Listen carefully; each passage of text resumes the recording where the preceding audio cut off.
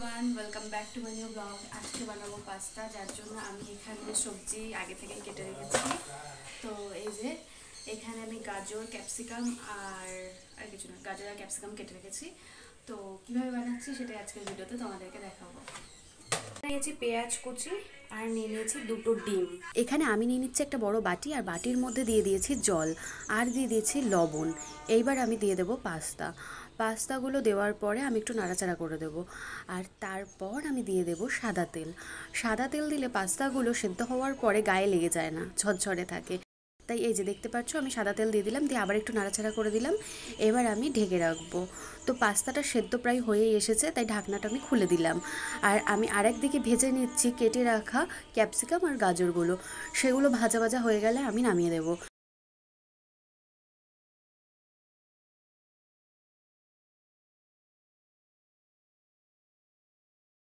এবার আমি দেখে নিচ্ছি পাস্তাটা সেদ্ধ হয়েছে কিনা। সেদ্ধ হয়ে গেলে আমি পাস্তাটা নামিয়ে ফেলবো। তো যেহেতু সেদ্ধ হয়ে গেছে, তাই আমি পাস্তাটা কিন্তু তুলে ফেলছি। অপরদিকে যে গাজর আর ক্যাপসিকামটা আমি ভাজছিলাম, সেটাও কিন্তু ভাজা ভাজা হয়ে এসেছে, তাই সেটাও নামিয়ে ফেলবো পাস্তাটা নামানোর পরে।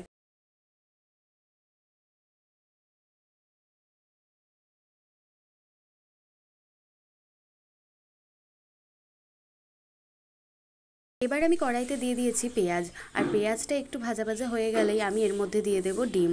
তো আমি দুটো ডিম নিয়েছিলাম, সেই দুটো ডিমই আমি কিন্তু ফাটিয়ে কড়াইতে দিয়ে দিলাম। আর দিয়ে দিলাম একটু লবণ। তো যাই হোক, এখন এটাকে ভুজিয়া বানিয়ে ফেলবো। ডিমটা ভাজা হয়ে গেলে তারপর আমি ডিমটা নামিয়ে ফেলবো। আর তারপর কড়াইতে একটু তেল দিয়ে আমি যা যা ভেজে রেখেছি সেগুলো সব আবার কড়াইতে ছেড়ে দেবো।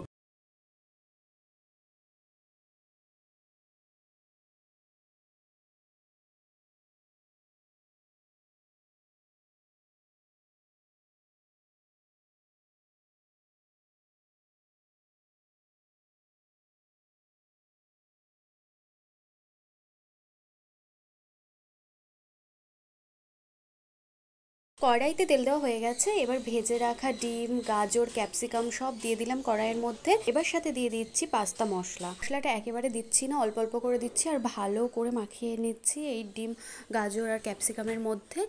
আর তারপর দিয়ে দেবো সস দেওয়া হয়ে গেলে দেবো একটুখানি সয়া সস। তো দেখতেই পাচ্ছ, এখন আমি টমেটো কেচাপ দিয়ে দিচ্ছি, আর এটার পরেই দেবো সয়া সস। তো আমি এখানে সয়া সসও দিয়ে দিলাম, দিয়ে ভালো করে এটা মাখিয়ে নেব। আর তারপর দিয়ে দেবো পাস্তাটাও কিন্তু আমি একেবারে পুরোটা ঢেলে দিই না, আমি প্রথমে অল্প দিয়ে ভালো করে মাখিয়ে নিই। তারপর এরকম অল্প অল্প করে দিতে থাকি। তো দেখতেই পাচ্ছ, আমি কিন্তু অল্প অল্প করে দিচ্ছি আর ভালো করে মাখিয়ে নিচ্ছি, কারণ আমার মনে হয় একেবারে সব পাস্তা দিয়ে দিলে মানে ভালো করে মাখাতে গেলে খুব প্রবলেম হয়। তাই আমি অল্প অল্প করে দিই আর মাখিয়ে নিই। তো এই যে এখন পুরোটাই ঢেলে দিয়েছি, আর পুরোটাই ভালো করে নাড়াচাড়া করে নিচ্ছি। আর তারপরে নামিয়ে ফেলবো। তো কীরকম হয়েছে সেটা তো তোমাদেরকে একেবারে শেষে দেখাবোই। আর খেতে কীরকম হয়েছে সেই রিভিউটাও দেবো তোমাদেরকে।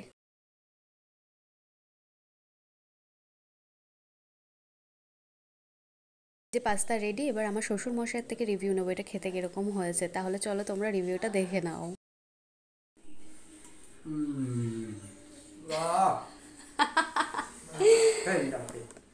এই যে পাস্তা, এবার আমি খাবো। আজকে আমিও রিভিউ দেবো।